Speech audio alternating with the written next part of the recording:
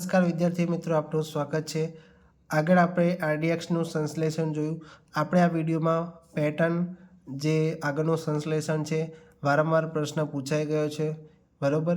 હવે એનું સંશ્લેષણ કઈ રીતે આપણે યાદ રાખીશું, તો સૌપ્રથમ CH3CHO એટલે કે એસિટાલ્ડિહાઇડની 3 ગણા CH2O એટલે કે ફોર્માલ્ડિહાઇડ HCHO લખો અથવા CH2O। આ CH2O શા માટે લખ્યું છે?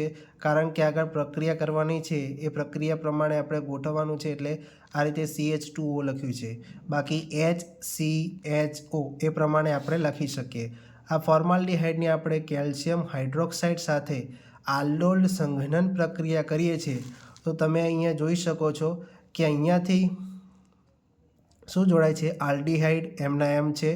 અહીંયાથી 3 હાઇડ્રોજન છે, એ 3 હાઇડ્રોજન અહીંયા CH2O છે એને 3 જગ્યાએ જોડાશે, એટલે અહીંયા હાઇડ્રોજન આવી જશે, બરાબર। અને કાર્બન એમના એમ રહેશે, તો કાર્બન સાથે CHO ગ્રુપ જોડાયેલું છે, તો કાર્બન સાથે CHO ગ્રુપ। ત્રણેય બાજુ શું છે? CH2O, અહીંયાથી CH2O એક ત્રણેય બાજુએ મૂકી દેવાના છે, બરાબર। હવે હાઇડ્રોજન 3ની વાત કરી હતી આપણે, તો દરેક જગ્યાએ એક હાઇડ્રોજન મૂકી દો તો કંઈક આ પ્રકારનું બંધારણ જોવા મળશે। હવે એની HCHO અને OH- સાથે ક્રોસ કેનિઝારો પ્રક્રિયા અહીંયા કરવામાં આવે છે। તો અહીંયા તમે જોશો ક્રોસ કેનિઝારો પ્રક્રિયા કરવામાં આવે છે, તો અહીંયા શું થશે? એક હાઇડ્રોજન અને અહીંયા એક હાઇડ્રોજન એડ થશે, એટલે અહીંયા શું બની જશે? આલ્ડિહાઇડમાંથી CH2OH, CH2OH CHOમાંથી CH2OHમાં ફેરવાઈ જશે। બાકીનું બંધારણ છે એ એઝ ઇટ ઇઝ આપણને જોવા મળે છે। આ આપણે મળે છે પેન્ટા એરિથ્રિટોલ મળે છે। હવે એની 50°C તાપમાને 96% નાઇટ્રિક એસિડની હાજરીમાં આપણે પ્રક્રિયા કરાવવાની છે। હવે આ નાઇટ્રિક એસિડ છે, આ નાઇટ્રિક એસિડ આપણે કેટલા લેવાના છે, કેટલા મોલ આપણે અહીંયા ઉપયોગ કરવાનો છે? તો અહીંયા 4 મોલ આપણે ઉપયોગ કરવાનું છે। એમાંથી NO2 ગ્રુપ છે એ અહીંયા દાખલ કરવાનું છે, જ્યાં જ્યાં અહીંયા હાઇડ્રોજન છે ચારે બાજુ, એ હાઇડ્રોજનને શું કરવાનું છે? દૂર કરવાનું છે।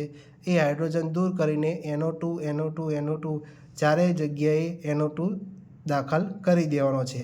અને અહીંયાથી હાઇડ્રોજન અને આની અંદરથી આપણને શું વધશે? OH ગ્રુપ અને અહીંયાથી H, એટલે કે ટોટલ કેટલા H2O ગ્રુપ દૂર થશે? 4 ગણા પાણીના અણુ છે અંદર અહીંયાથી દૂર થશે, બરાબર।